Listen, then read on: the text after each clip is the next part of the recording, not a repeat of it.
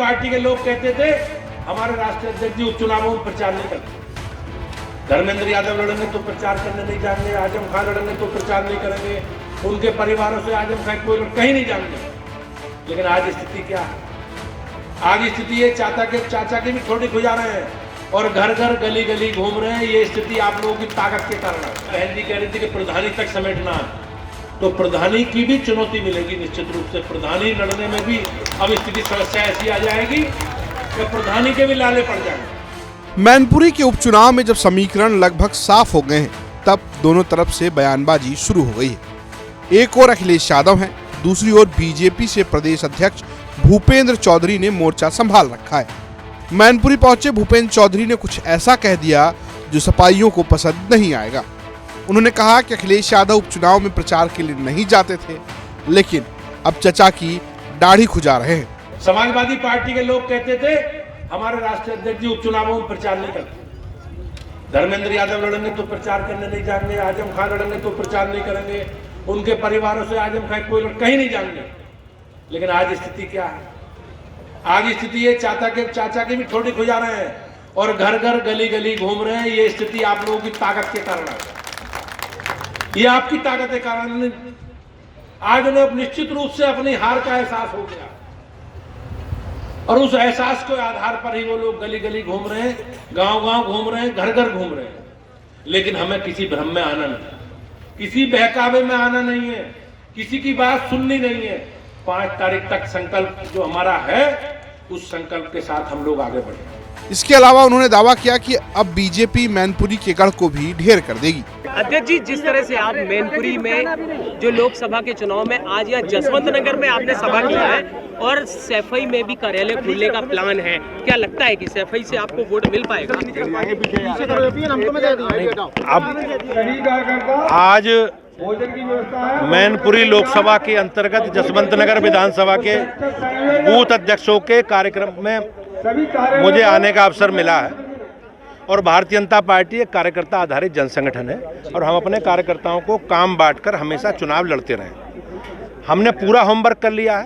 हमारी पूरी पार्टी, सभी कार्यकर्ता पूरी तैयारी के साथ हम लोग घर घर जाएंगे और अपनी बात जनता से कहेंगे। जो हमारी सरकारों ने हमने काम किए हैं उसका रिपोर्ट कार्ड जनता के बीच में रखेंगे और मुझे विश्वास है कि जनता पुराना विषय भी जानती है, हमने जो किया वो भी जानती है। जसवंत नगर में 4.5 लाख वोटर बताते हैं केवल यादव है और लीड यहाँ से ही सबसे ज्यादा सपा को मिलती रही है और डिंपल के प्रत्याशी बनने के बाद ये जो सिंपैथी वाला वोट धीरे धीरे ऐसा देखो, धीरे धीरे सारी जनता प्रदेश की और देश की भारतीय जनता पार्टी की विचारधारा के साथ जुड़ी है।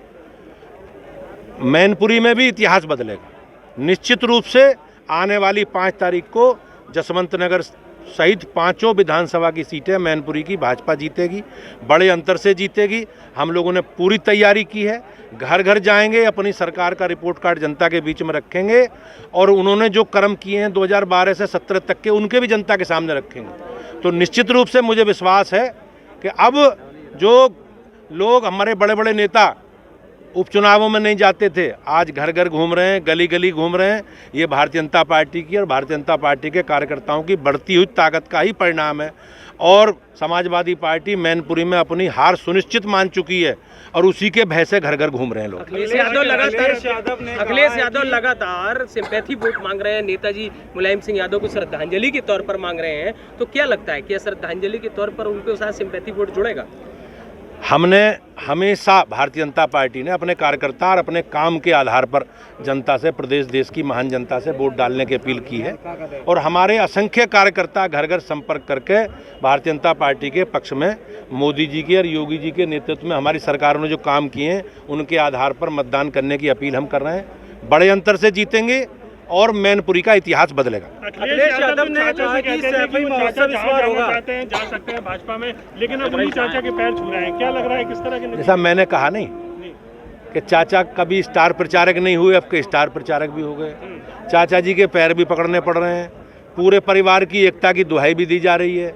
ये सब इस क्षेत्र की जनता की ताकत का, जनता ने जो मन बनाया है उसका जो संकेत है, उस संकेत से समाजवादी पार्टी का पूरा कुनबा भयभीत है और घर घर घूम रहे हैं। अब गली गली भी घूमेंगे और घर घर घूम आपने कहा था रामपुर की तरह यहाँ भी कुछ समाजवादी पार्टी कार्यकर्ता आपके साथ जुड़ सकते हैं, कुछ ऐसा कुछ होने जा रहा है यहाँ? निश्चित रूप से भारतीय जनता पार्टी एक विचारधारा से जुड़े लोगों का समूह है। हमारी ऑनलाइन संस्था जी, हमने किसी को सदस्य बनने से रोका नहीं है और हमारे परिवार में नए लोग आ रहे हैं, हम सबका स्वागत करेंगे। अखिलेश यादव ने कहा था कि नेताजी सैफी महोत्सव चलाते हैं, अगर जरूरत पड़ी तो हम उसको आगे बढ़ाएंगे।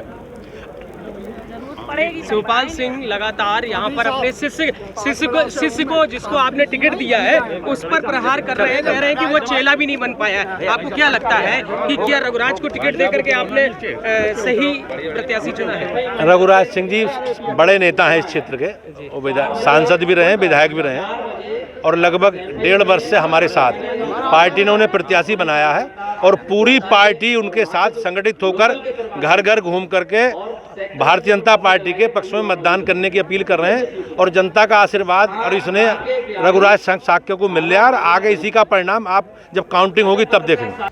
इटावा से अमित तिवारी की रिपोर्ट, यूपी तक।